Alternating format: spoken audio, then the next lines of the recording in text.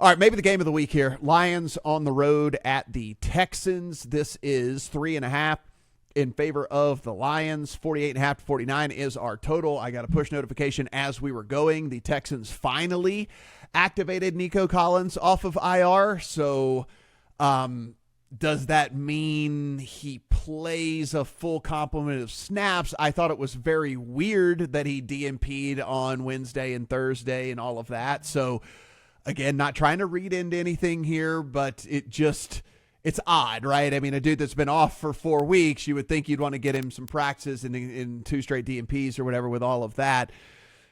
I don't know, man. Like, it's just Nico Collins is a game changer. He's leading the damn league in rushing. I mean, in receiving whenever he went out. So I don't know. This is a tough one for me, especially versus these corners, right? Yeah. Like, how can these guys hang with Nico Collins?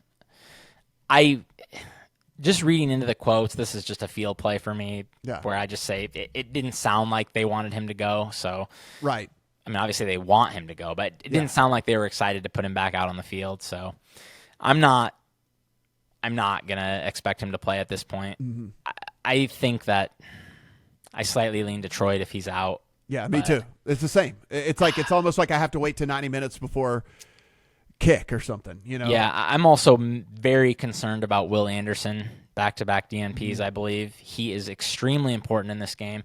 You got to pressure Goff. He is just going to pick you apart if you don't, and Will Anderson is borderline elite rusher, so major Texans injuries that I just can't really buy into at this point. I just think this is probably close to fair, so I'm not really looking to bet this game. Yeah, I'm going to leave this with the caveat here for everybody for Sunday night. If Will Anderson and Nico Collins don't go, I will have some sort of exposure to the Lions. Like, I don't know exactly what that is, whether that's a team total, whether it's the spread, whether it's whatever. Like, I will have some sort of exposure here to the Lions because I think we've seen enough of this Texans offense without him out there to realize that it's just kind of clunky, right? Like it doesn't function properly without him out there. And so now, especially with Steph Diggs gone too. So I hate to say like, hey, here's the bet if, but like kind of like, here's the bet if, that's where I sit on this one. That's just being transparent. Yeah. A lot of people have not been happy with the way the Texans have played offense. Mm-hmm. I get it. But at the same time, their O-line isn't great, man. Like they're in a tough spot, especially with the amount of blitzing the Lions typically do. We'll see how that goes. I'm definitely interested in this game as a fan. I want to see how C.J. Stroud looks against this Lions defense that honestly had more. I don't know how they kept the Packers to the points they scored, to be honest, because the Packers had so many big plays. But then just Jordan Love made a huge mistake, missing field goals. I still think this unit is very beatable at this point.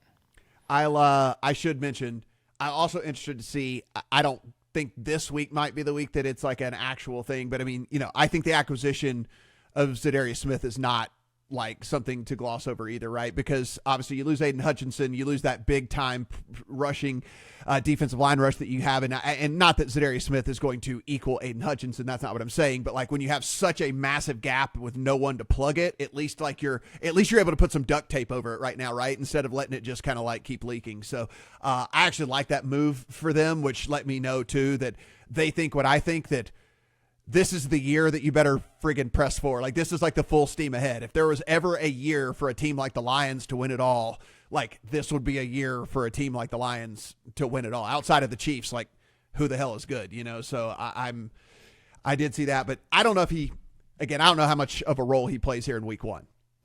Yeah, it's tough to say. I'm with you though. It's good for them. Zadarius can still play. I mean, he's not elite.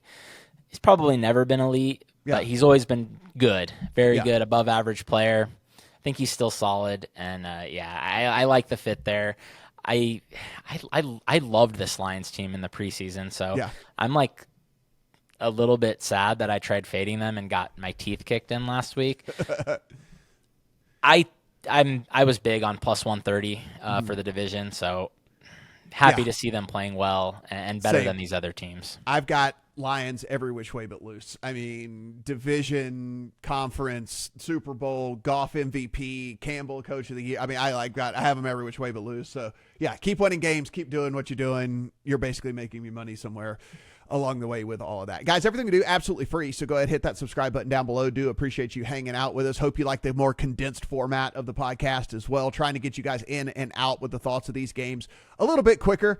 If you want the 3-hour pods, you can go elsewhere. We're not going to give you the 3-hour pods. We're going to give you just like, some quick hitters here with all that. Upper right-hand corner of thelions.com. Also, that is where you will find the Discord button. That's absolutely free as well. You can go in there and continue the discussion with all of not only Mo and company, but with some community members that love to get in there and talk about all things sports. If you don't have a BetMGM account, read the description down below. We're giving you some free bonus bets. So take advantage of that. More outs with free money is better always. For Mo, I am Matt. Good luck on all your Week 10 bets.